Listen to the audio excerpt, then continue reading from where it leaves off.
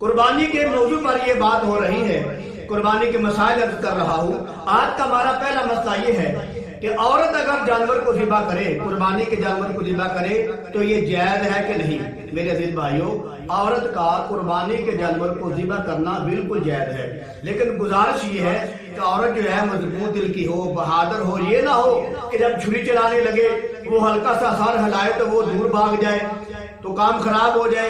لہذا وہ بہادر ہو، مضبوط دل کی ہو، تو اگر عورت جو ہے قربانی کے جانور کو ذبح کرے گی تو اس کا ذبح کرنا بالکل جائز اور حلال ہے۔ آگے مسئلہ یہ ہے کہ جانور کے سر پر چوٹ مار کر اس کو ذبح کرنا کیا یہ جائز ہے؟ میرے عزیز بھائیوں، یہ کافر والا طریقہ ہے، غیر مسلم والا طریقہ ہے، یہ اسلامی طریقہ نہیں ہے۔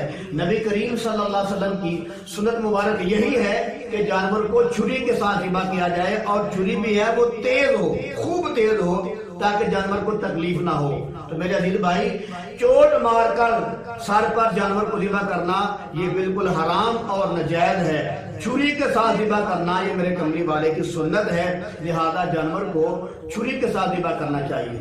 آگے مسئلہ یہ ہے کہ قربانی کے جانور کا سارے کا سارا گوشت کے آدمی گھر رکھ سکتا ہے؟ تو میرے عزیز بھائی، اگر گھر کے افراد زیادہ ہیں ماشاءاللہ تو آدمی سارے کا سارا قربانی کا گوشت جو ہے اپنے گھر میں رکھ سکتا ہے۔ اس سے قربانی خراب نہیں ہوتی، یا ناجائز نہیں ہوتی، یا مکروہ نہیں ہوتی، بالکل جائز عمل ہے۔ اگر گھر کے افراد ماشاءاللہ زیادہ ہیں تو آدمی سارے کا سارا گوشت اپنے گھر میں رکھ لے تو بالکل یہ جائز عمل ہے۔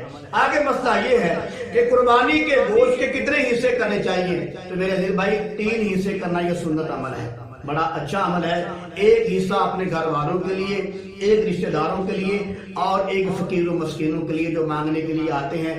3 حصے کرنے چاہیے۔ لیکن اگر میں نے جیسے پہلے بتا دیا ہے، اگر گھر کے افراد زیادہ ہیں تو جانور ایک ہے، تو میرے عزیز بھائی اگر وہ سارے کا سارا گوشت گھر میں استعمال کر لیں گے تو یہ بالکل جائز عمل ہے۔ لیکن بہترین اور افضل طریقہ یہ ہے کہ اس کے 3 حصے کیے جائیں، ایک حصہ اپنے گھر میں رکھا جائے، اور ایک غریبوں مسکینوں میں تقسیم کیا جائے، اور ایک اپنے رشتہ داروں میں تقسیم کیا جائے۔